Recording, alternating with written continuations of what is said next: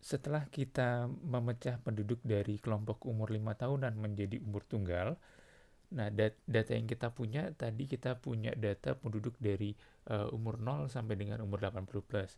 Nah, jika kita sudah punya life table yang telah di-split dari average life table 5 tahunan ke dalam bentuk complete life table uh, tahunan, dan complete life table-nya ini adalah untuk penduduk sampai dengan umur 100 tahun ke atas atau 100 plus, maka kita juga bisa mengextend atau memperluas penduduknya menjadi penduduk hingga sampai dengan umur 100 plus.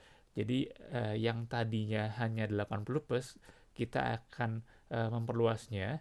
Jadi di situ nanti kita akan punya penduduk umur 80, 81, 82, 83 dan seterusnya sampai dengan kondisi umur 100 tahun plus. Nah, di dalam RUP kita bisa menggunakan menu POP 100H.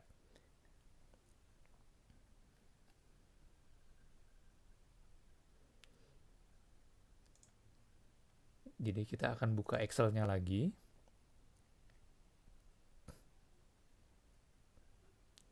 Kita buka add-ins di sini.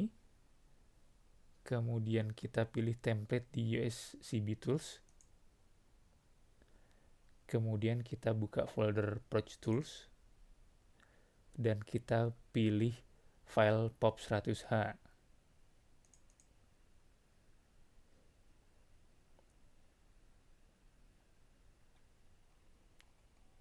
Nah, di sini kita diminta untuk menginput nama wilayah di mana proyeksi kita ini bekerja.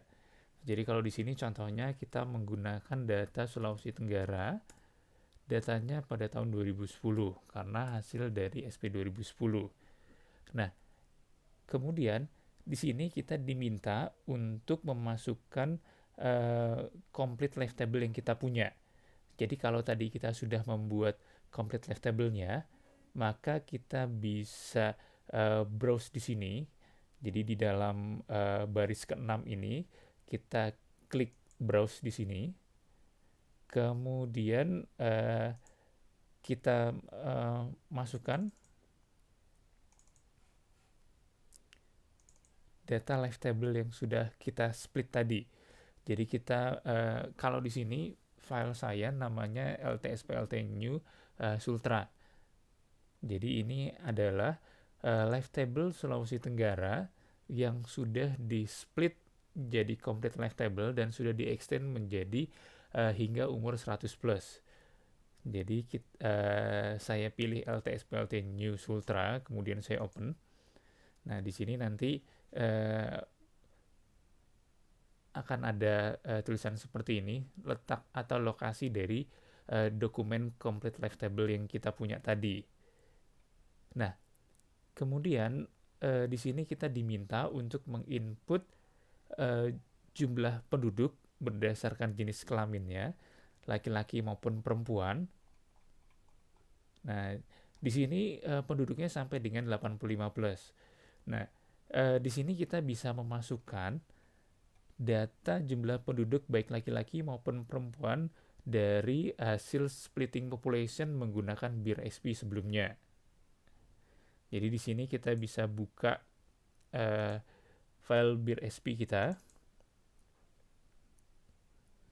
Di sini nanti kita bisa menggunakan data yang di sini yang sebelah kanan modified BIR-SP.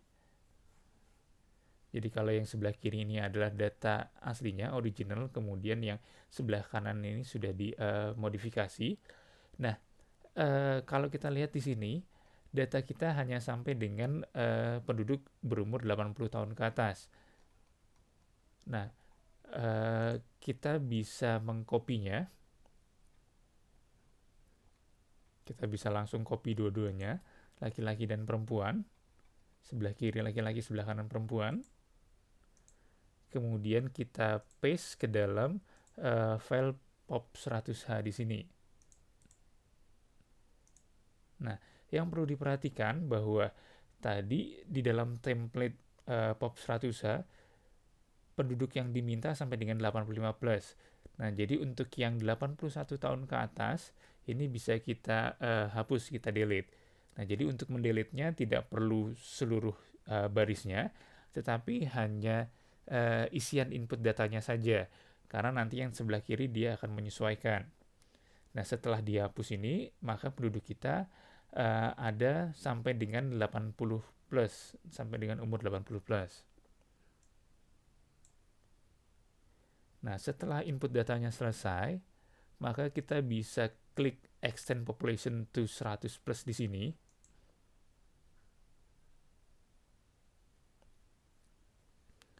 Nah, jadi di sini di dalam RUP ini dicoba beberapa model penghitungannya.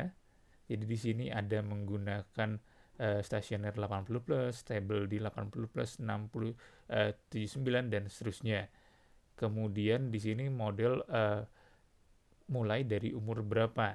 Nah, untuk mengetahui model mana yang paling sesuai dan paling baik untuk kita gunakan, kita bisa mengevaluasinya dari worksheet summary di sini. Kemudian kita akan coba melihat nilai summary index-nya yang paling kecil. Jadi nilai summary index yang paling kecil menandakan bahwa model tersebut adalah model yang paling efisien. Nah, untuk mendapatkan nilai yang paling kecil, kita bisa melihat angka yang berwarna hijau di sini. Jadi di dalam worksheet ini, summary worksheet ini, angka summary index yang paling kecil maka akan diberi warna hijau oleh filenya. Secara otomatis akan berwarna hijau. Di sini contohnya model yang paling efisien ini adalah model yang menggunakan stable population 65, 69 dan 70 plus. Dan model start age-nya dimulai dari umur 70 tahun, di mana summary index-nya sebesar 20,4. Nah, dari sini nanti kita bisa melihat kalau secara grafis model mana yang paling efisien tadi, bentuknya seperti apa. Nah, jadi kalau di sini tadi kalau kita lihat maka model kita yang paling efisien adalah di model stable 65, 69 dan 70 plus. Jadi di sini kita bisa melihat yang stable di 65, 69 dan 70 plus. Jadi kalau kita plotkan, dia seperti ini bentuknya. Nah, jadi ini sebenarnya untuk melihat plotting data dari berbagai macam model, kita bisa klik satu-satu di sini. Contohnya, misalkan kalau kita menggunakan stasioner 70 plus, maka plot datanya akan seperti ini. Dia akan berbeda. Kalau menggunakan stasioner 7074, plot datanya juga akan berbeda. Nah,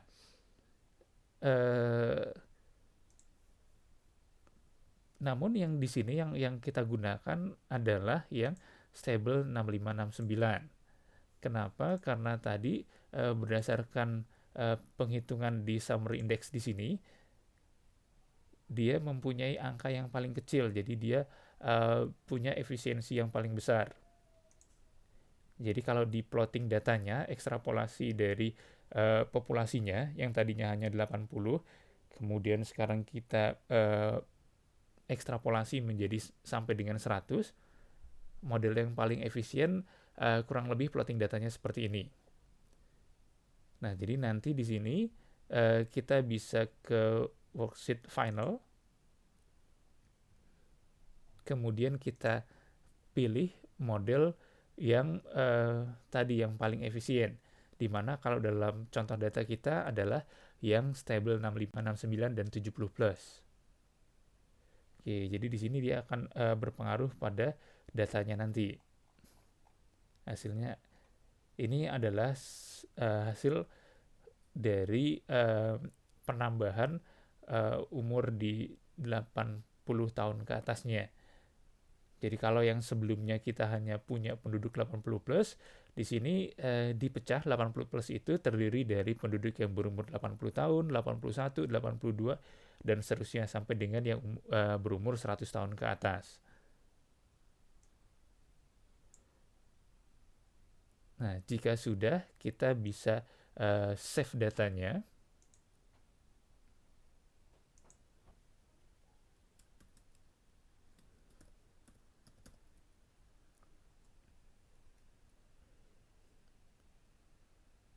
Nah, jadi demikianlah proses untuk mengextend atau memperluas penduduk yang tadinya hanya 80 tahun ke atas di data yang kita punya, kemudian kita perluas menjadi berumur 100 tahun ke atas.